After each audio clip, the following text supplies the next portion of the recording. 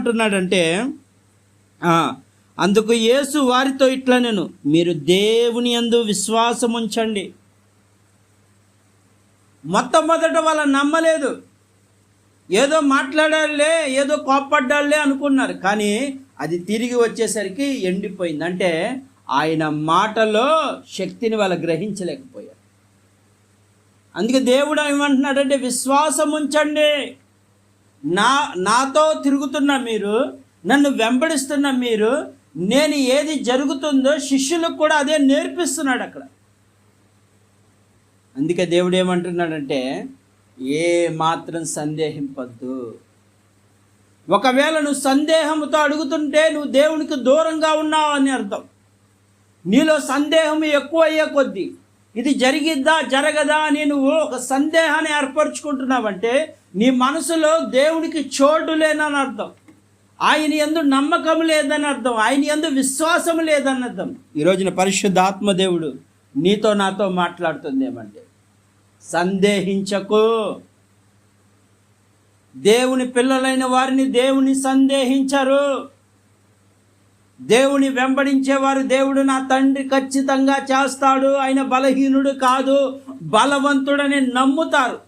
అందుకే దేవుడు ఏమంటున్నాడంటే, కింద వచనంలోకి వచ్చేసరికి 24వ వచనం, అయితే ప్రార్థన చేయనప్పుడు మీరు అడుగుచున్న వాటినల్లా పొంది ఉన్నానని నమ్ముడి, అప్పుడు అవి మీకు కలుగునని మీతో చెప్తుంది. నిజంగా దేవుడు మొరపెడితే, నువ్వు నిజంగా దేవునిపై విశ్వాసం ఉండి నమ్మకంతో నువ్వు ఉంటే ఖచ్చితంగా నువ్వు ఏ ప్రార్థన అయితే చేస్తున్నావో దానికి జవాబు దేవుడు ఇస్తానని వాక్యము ద్వారా మాట్లాడు. ఆయన వాక్కు ద్వారా మాట్లాడుతున్నాడు. ఇక్కడ మాట్లాడేది శిష్యులు కాదు, ఇక్కడ మాట్లాడేది వాళ్ళు వీళ్ళు కాదు, ప్రవక్తలు కాదు మాట్లాడేది. ఇక్కడ యేసు ప్రభు వారే స్వయంగా చెప్తున్నాడు. తండ్రిని మనం వెంబడిస్తున్న తండ్రే చెప్తున్నాడు. ఇక్కడ ఏమంటున్నాడంటే, వాక్యంలో చూద్దాం. 24వ అధ్యాయం, అయితే అందుచేత ప్రార్థన చేయనప్పుడు మీరు అడుగుచున్న వాటినెల్లా పొంది ఉన్నామని నమ్మాలి. ఖచ్చితంగా నమ్మాల్సింది. ఎందుకంటే ఇది ఎవరో చెప్పింది కాదు, అక్కడ శిష్యులు రాసిన వాళ్ళు కాదు ఇక్కడ చెప్పింది. ఇక్కడ స్వయంగా యేసు ప్రభు వారే తన శిష్యులతో చెప్తున్నాడు, తన పిల్లలకు నేర్పిస్తున్నాడు. ఇదిగో నేను చేస్తున్న కార్యాలు మీరు కూడా నమ్మండి. వారు ముందు యేసయ్య ఉన్నంత వరకు నమ్మలేకపోయారు, అంతంత మాత్రమే నమ్మకం. ఎప్పుడైతే యేసయ్య వాళ్ళని వదిలి వెళ్ళిపోయిన తర్వాత వారిలో దేవుని ఆత్మ, దేవుని బలమైన ఆత్మ, పరిశుద్ధాత్మ దిగిన తర్వాత శిష్యులు కూడా అద్భుతమైన ఆశ్చర్య కార్యాలు చేశారు. అక్కడ దేవుడు అదే అంటాడు, నమ్మండి. అందుకే అక్కడ యేసు ప్రభు వారు తన శిష్యుల్లో ఒక శిష్యుడు నమ్మలేదు కాబట్టి ఆయన అంటున్నాడు, నువ్వు నమ్మలేదు కాబట్టి నువ్వు ధన్యుడు కాదు. నిజమైన ధన్యుడు ఎవరంటే నన్ను చూడక నమ్మిన వారు ధన్యుడు. ఎస్, నువ్వు దేవుని చూడకపోయినా నువ్వు నమ్ముతున్నావంటే నువ్వు ధన్యుడివి. ఖచ్చితంగా నీ పట్ల దేవుడు కార్యం చేస్తాడు. నీ నమ్మకం ఉండాలి. నా తండ్రి చేయగలిగిన సమర్థుడు, ఆకాశమును భూమిని సమస్తాన్ని సృష్టించిన వాడు నా పరిస్థితులు మార్చలేడా? నా యొక్క వ్యక్తిగత విషయాల్లో కానీ, ఏ సమస్యల్లో ఉన్నానో, ఏ ఇబ్బందుల్లో ఉన్నానో మనుషులు బాహ్య రూపాన్ని చూస్తారు, కానీ నా దేవుడు నిరంతరము నా అంతరంగంలో బాధను చూస్తున్నాడనే నమ్మకం నీకు లేదా? నువ్వు నమ్మితే నిజంగా దేవుడికి మొరపెట్టు. ఖచ్చితంగా దేవుడు ఉత్తరం ఇచ్చే దేవుడు. యేసు ప్రభువారే స్వయంగా శిష్యులకు చెప్తున్నాడు, తన పిల్లలకు నేర్పిస్తున్నాడు. నువ్వు ఖచ్చితంగా ప్రార్థన చేయనప్పుడు ఏమంటున్నాడు అక్కడ? ప్రార్థన, అందుచేత ప్రార్థన చేస్తున్నప్పుడు మీరు అడుగుచున్న వాటినెల్లా పొంది ఉన్నామని నమ్మండి, అప్పుడు అవి మీకు కలుగును మీతో చెప్పుచున్నాను. నిశ్చయముగా కలుగుతాయి. ఈ రోజున నా ప్రార్థనకి జవాబు రావట్లేదు, నా ప్రార్థనకి ఏమాత్రం జవాబు రావట్లేదు అనుకుంటున్నావేమో. ఈరోజు దేవుడే స్వయంగా చెప్తున్నాడు. ఆయన నోటి మాట ద్వారా స్వయంగా మాట్లాడుతున్నాడు. ఆయనే స్వయంగా తన పిల్లలకు నేర్పిస్తున్న ఒకే ఒక మాట ఏంటంటే నమ్మండి. నువ్వు నమ్మాలి అంతే. నువ్వు దేవుని వెంబడిస్తున్న నువ్వు నమ్మితే చాలు. నీ మనసులో సందేహం వద్దు. నీ మనసులో ఏ మాత్రం సందేహించావా, నువ్వు సాతానుకు చోటిస్తున్నావు, దేవుని దూర పెడుతున్నావు. ఈరోజు దేవుని వాక్యము సూటిగా చెప్పబడుతుంది. అసాధ్యములు ఏది సాధ్యము కానిది సాధ్యపరిచే దేవుడు మన దేవుడు. ఈ రాత్రి దేవుడు నీతో నాతో సూటిగా మాట్లాడుతున్నాడు. నమ్ము. దేవుని పిల్లల్లో ఉండే లక్షణం ఏంటంటే దేవుని తండ్రిని నమ్ముతారు వాళ్ళు.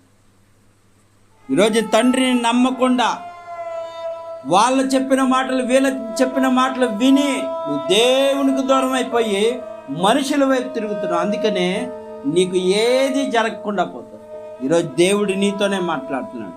ఏమంటే నమ్మాలి, ఖచ్చితంగా నమ్మాలి. ఎందుకని చెప్తున్నాడంటే మీకు ఒకరి మీద విరోధమైనను కలిగి ఉన్న ఎడల వారు నిలబడి ప్రార్థన చేయనప్పుడల్లా వారిని క్షమించండి. ఇక్కడ రెండో మాటగా దేవుడు ఇంకొక మాటగా ఏం చెప్తున్నాడంటే నమ్మటంతో పాటు నీ తోటి వారిని, నీ విరోధుని క్షమించమంటున్నాడు. నువ్వు విరోధులు క్షమించినప్పుడు ఖచ్చితంగా నువ్వు చేసిన తప్పులన్నీ దేవుడు క్షమిస్తాడు. నీకు వ్యతిరేకంగా ఉన్న వారిని నువ్వు ఒకవేళ దూషణ ఆడుతున్నావేమో, నీకు నోరుందని నీ నోరుతో అనేక మాటలు అంటున్నావేమో, హృదయాలను గాయపరుస్తున్న ఆ నోరిచ్చింది అనేకులను మార్చడం కొరకు, దేవుని వాక్యాన్ని చెప్పి మార్చడం కొరకు. కానీ ఈరోజు ఏం జరుగుతుందంటే దేవుని నమ్మట్లేదు, క్షమించే గుణము రావట్లేదు.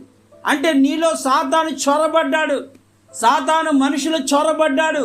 అందుకే నీ హృదయం అంతా కలవరపడిపోతున్నావు, సందేహించేస్తున్నావు. ఏంటి జరిగిద్దా జరగదా, ఏంటి నా పరిస్థితి, రేపన్నది ఏంటి. కానీ దేవుడు ఏమంటున్నాడంటే నా కుమారుడా, నన్ను వెంబడిస్తున్న నీవు నమ్ము, విశ్వాసం ఉంచు దేవుని యందు. దేవుని పిల్లలు ఖచ్చితంగా దేవుని యందు విశ్వాసం ఉంచుతారు. నువ్వు ఒకవేళ దేవుణ్ణి వెంబడించినప్పుడు నువ్వు లోకాన్ని వెంబడిస్తున్నావు కాబట్టి నీలో అనేకమైన పాడు తలంపులు వచ్చేస్తుంది, సందేహం వచ్చేస్తుంది. ఖచ్చితంగా ఈ రాత్రి నువ్వు కన్నీరు కార్చి మొరపెట్టి దేవా అడిగితే ఇస్తానన్నావు, అడుగుడు ఇయ్యబడునన్నావు, తట్టుడు తీయబడునన్నావు కదయ్యా. ఈ రాత్రి నాకున్న పరిస్థితులు ఇది, నాకున్న ఇబ్బందులు ఇది, నువ్వు తప్ప తీర్చేవారు ఎవరున్నారు? నేను నీపై ఆధారపడ్డాను, నేను మనుషులపై ఆధారపడలేదు, రాజు మీద ఆధారపడ్డాను, త్రియేక దేవునిపై ఆధారపడ్డాను, నన్ను నిరంతరము కాచి కాపాడే తండ్రి మీద ఆధారపడ్డాను. నువ్వు బలహీనుడవు కాదు, నువ్వు బలాఢ్యుడవు. నా పొరపాట్లు ఏమైనా ఉంటే క్షమించి నాకు ఉత్తరమి అని రాత్రి నువ్వు కన్నీటితో దేవుణ్ణి అడిగిన ఎడల దేవుడు కనికరం నీ మీదకి వస్తుంది. ఊహించిన వాటికంటే అత్యధికమైన కార్యాలు నీ కళ్ళ ముందే జరుగుతాయి. ఇందులో ఏ మాత్రం డౌట్ వద్దు, సందేహింపద్దు. పెనుగులాడు దేవునితో, యాకోబు వలె పెనుగులాడు. యాకోబు యొక్క తుటి ఎముక ఇరిగిపోయిన దేవునితో మాట్లాడటానికి రాత్రంతా పెనుగులాడాడంట. తనకున్న సమస్య తెల్లారి కల్లా అటు అన్న మనసును మారిపోయింది, ఇటు మావ మనసు మారిపోయింది. ఇద్దరు చంపుదామని పన్నాగాలు పనుకుంటూ తన యొక్క బలగముతో వస్తూ ఉంటే యాకోబు ఒక్కడే, కానీ ఆయనతో ఉన్నవాడు 10,000లో అతి సుందరుడైన ప్రభు అయిన యేసుక్రీస్తు ఉన్నాడు. హృదయాంతరంగాన్ని మార్చగలిగిన దేవుడు ఆయన. ఆ దేవుడు వాళ్ళ హృదయాన్ని మార్చగానే యాకోబుకు వాళ్ళు దాసులైపోయారంట. ఈ రాత్రి దేవుడు నీతోనే మాట్లాడుతున్నాడు. నీ మీద ఏ శత్రువు వస్తుందో, ఏ దురాత్మ సమూహములు వస్తాయో వాటినన్నిటినీ పాదాల దగ్గరికి తీసుకురాగల సమర్థుడు.